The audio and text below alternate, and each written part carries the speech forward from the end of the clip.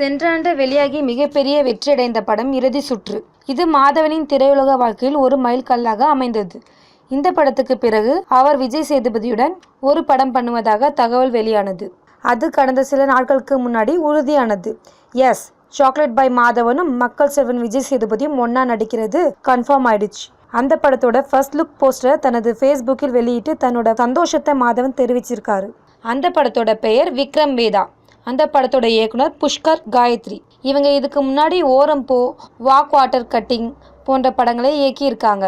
அந்த படங்கள் எல்லாம் நல்ல நகைச்சுவை திரைக்கதை கொண்ட படங்கள். மாதவனும் விஜய் சேதுபதியும் அப்படி ஒரு திரைக்கதை கொண்ட படங்களில் இதற்கு முன்னாடி தனித்தனியே நடித்திருந்தாலும் இருவரும் இணையும் படம் என்பதால் இந்த படத்துக்கு ரசிகர்களிடையே பெரிய எதிர்பார்ப்பு உண்டாகியிருக்கு. மேலும் பல சுவையான சினிமா செய்திகளை அறிந்து கொள்ள சினி ஸ்கொயர் சேனலை சப்ஸ்கிரைப் செய்யவும்.